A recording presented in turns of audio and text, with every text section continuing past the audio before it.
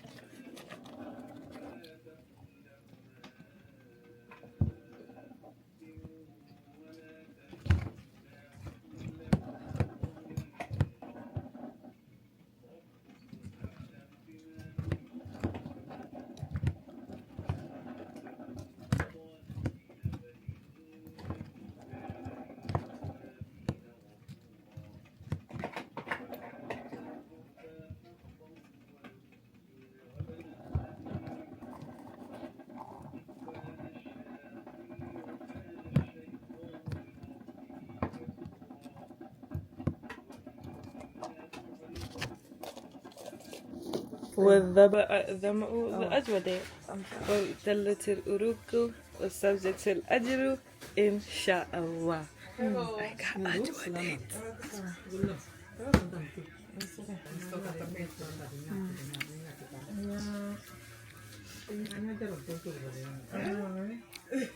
Slap. Are you gonna try it?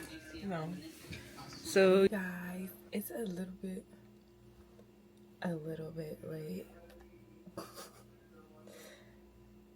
I had a very busy day today, and this is like the only time that I could record because I had to do some stuff surrounding some content and stuff like that. It's been really tough with the schedule, even though like I know I do a couple of things throughout the day.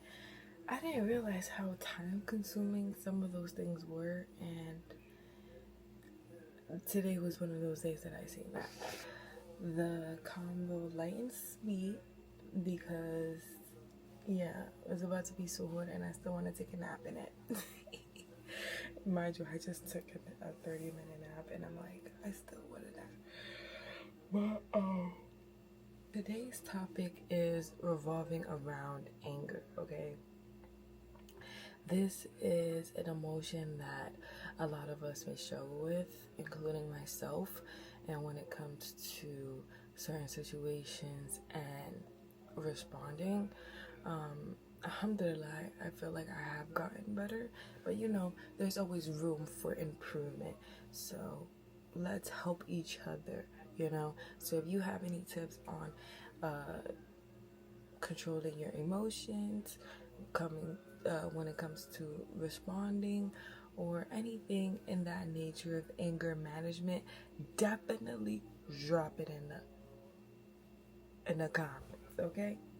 And what specifically I want to talk about when it comes to this topic is holding grudges, okay? You know, some of us, we are not somebody to like lash out on somebody or going back and forth with somebody, but we tend to hold grudges, and holding a grudge is not good in Islam. Anas bin Malik, may Allah be pleased with him, said, the Prophet ﷺ said, do not harbor grudge against one another, nor jealousy, nor enmity, and do not show your backs to one another, and become as fellow brothers and slaves of Allah. It is not lawful for a Muslim to avoid speaking to his brother beyond 3 days. And this reference is from book 17, Hadith 57. I'm getting this from sunnah.com. they say also Riyadh as Salihin 1567. When you are going through a moment of like you don't really want to talk to your fellow brother or sister in Islam, the most that you can do is not talk to them for 3 days. Exceeding that is not something that you should want to do, okay? Hold on, I wanted to look up this word amity. This means it's a deep-seated, often mutual feeling of hatred, hostility, or animosity between individuals or groups, okay? I know it's tough, trust me. This is coming from somebody who used to find the pettiest thing to like hold against someone else. But honestly, it's not worth it, because one, you're holding your heart, okay? Your heart is being damaged by that action of holding that grudge. Yes, this person may have done something to make you feel away or harm you or whatever the case is, and I'm not saying that that person is right, but you're not right for holding it against them forever and ever. That's not something you do as a Muslim, okay?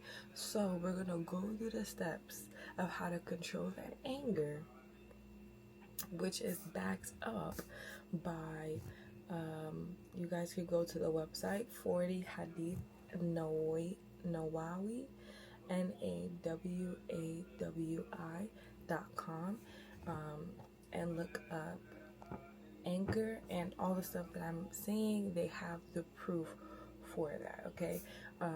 Basically like what we talked about last year, but you know, some of us decide to do things in our own way, and sometimes that's not the case, okay? If you're angry, the first thing that you should be saying is A'udhu billahi minash shaitanir rajim.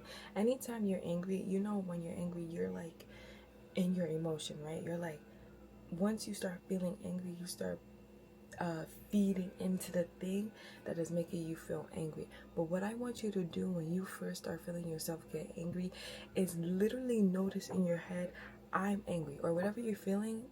Say that in your head, like, I'm angry, I'm upset, I'm feeling away, I'm sad. Okay, now you understand what you're feeling, right? Now, why do you feel that way?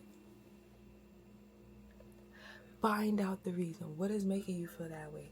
For example, if I'm angry at myself for dropping this on my foot because it hurts, I can notify like myself, like, yo, I'm angry. Why are you angry, Hawa? I'm angry because I just dropped this on my foot and it really hurts. Okay, now we understand what we're mad at. Now we understand why we're feeling the way that we're feeling. So as soon as you identify that, take a moment, breathe, and say A'udhu billahi minash shaitanir rajim. You are seeking refuge in Allah from the accursed shaitan, okay? Now, in a moment where we're feeling angry or where we want to respond, we're so quick to like fire back. But you don't have to respond. It's not obligated for you to respond. Sometimes just take a moment to hold your mouth real quick. Hold it down. Calm it down. Think before you act. If you're like trying to battle, sometimes it's like a mental battle. You're like, I don't know if I should do this, I don't know if I should do that. Try to always take the higher route. If you feel like something is stopping you, move your position. If you're sitting, stand up. If you're standing, sit down. Change your position. If you gotta lay down, lay down. If that's not working, at this point you should make wudu, okay?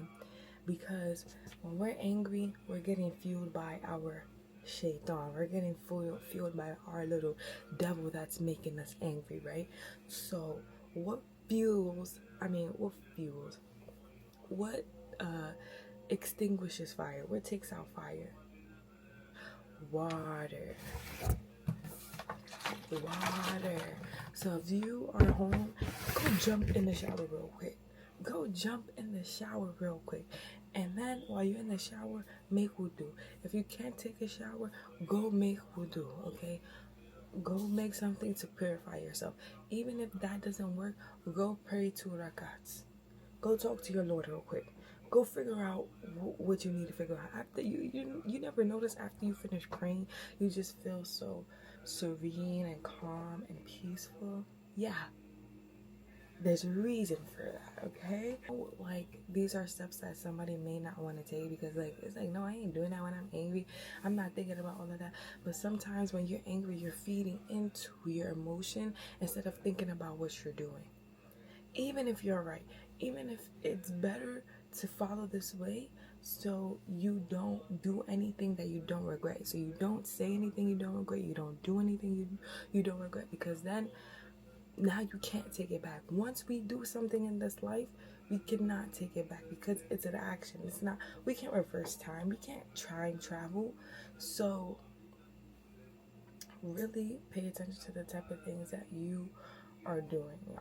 And also when it comes to maybe you being a middle person and two people who are angry towards one another, try your best to not pick sides, okay?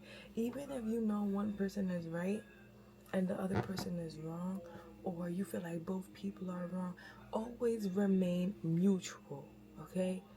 Try your best to remain neutral because you don't want to feel like you're favoring the other person versus the other person. You don't know what the other person may be feeling or what feelings may be harboring based off of your actions, because then now it's creating more of a drama than it needs to be. Some people are mature enough to not take it like that, but not everybody is mature enough. So please try your best to just sit back, observe your situation, observe what's going on, and give advice to both parties and say, hey, you know, I understand how you feel.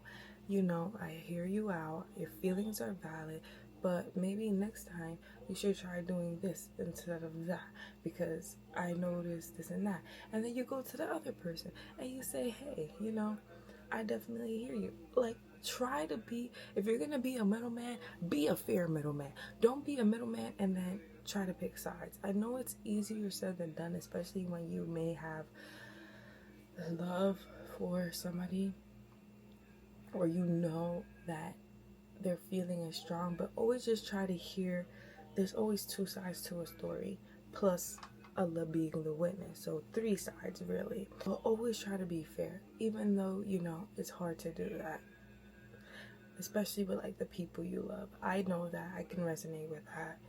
I can get that because I've been that, you know.